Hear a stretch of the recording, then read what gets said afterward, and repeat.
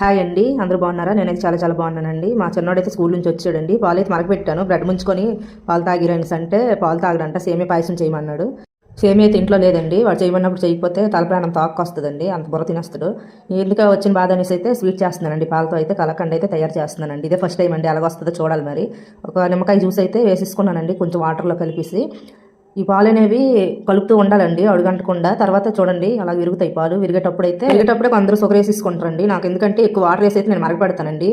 నేను అందుకనేసి స్ట్రైనర్లో అయితే వడగొట్టుకుంటానండి. ఎందుకంటే సగం పాలు సగం నీళ్ళగా ఉంది చూసారా, ముక్కలు ఎక్కువ పాలు శాతం ఉండదండి, నీరు శాతం ఉంటుంది. ఎందుకంటే నేను పిల్లలు తాగుతారని వాటర్ కలిపాను కదా, అందుకు. ఇదైతే ఒక స్ట్రైనర్ ఏదైనా ఉంటే దాంట్లో అయితే వడకట్టేసుకోండి. నేనైతే ఇదిగోండి ఈ స్ట్రైనర్లో అయితే వడకట్టేసుకుంటున్నాను. కొంచెం లేట్ చేస్తే అది పన్నీర్ అయిపోతుందండి. నాకైతే లైట్గా అయ్యింది, అందుకే తొందరగా అయితే వడకట్టేశానండి.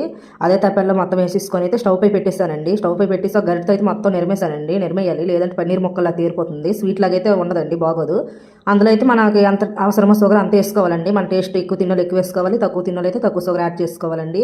మొత్తం కలబెట్టుకోవాలండి. చూడండి నేను కలిపిన తర్వాత ఇగోండి ఇలాంటి కన్సిస్టెన్సీలో వచ్చిందండి. ఈ మిశ్రమాన్ని ఏదైనా ఒక బౌల్ తీసుకొని అందులో అయితే కొంచెం నెయ్యి అప్లై చేసుకోవాలండి. నెయ్యి రాసుకోవాలి, చుట్టూంతా రాసుకొని ఈ మిశ్రమాన్ని మొత్తం స్పేస్ లేకుండా గాలి లేకుండా మొత్తం అప్లై చేసుకోవాలండి. ఇలాగా అప్లై చేసిన తర్వాత దీన్ని అయితే ఒక 10 నిమిషాల పాటు మూతేసి పక్కన పెట్టేసుకుందామండి. కొంచెం అయితే చల్లగవ్వాలండి, ఒక 10 నిమిషాల పాటు బయట ఉంచితే సరిపోతుందండి. చల్లగైన తర్వాత అదే ప్లేట్లో చూడండి రివర్స్ చేసేసి 2 సార్లు ట్యాప్ చేశానండి. అలాగ వచ్చిందో కేక్ మాదిరి వచ్చింది. ఎంత బాగుందంటే అంత బాగా వచ్చిందండి. నేను ఎప్పుడు ఇలా చేయలేదు, ఇదే ఫస్ట్ టైం అండి. దాని మీద అయితే బాదం పప్పు ఉంటుంది కదండి, లైట్గా స్లైసెస్గా తరుక్కొని అయితే చల్లుకున్నానండి. చాలా బాగా అయితే వచ్చిందండి. ఫస్ట్ టైం అయినా అటర్ ఫ్లాప్ అయిపోద్ది అనుకున్నాను, కానీ చాలా పర్ఫెక్ట్గా వచ్చిందండి. నేనైతే ముక్కలు కోసేసానండి. చూడండి సేమ్ స్వీట్ షాప్లో ఎలా ఉందో అలాగే ఉందండి టేస్ట్ కూడా. కలకండ అంటే ఏదో అనుకున్నానండి, కాస్ట్ కూడా చాలా ఎక్కువ ఉంటుందండి స్వీట్ షాప్లో. జస్ట్ 2 లీటర్ పాలతోనైతే నేను చేశానండి.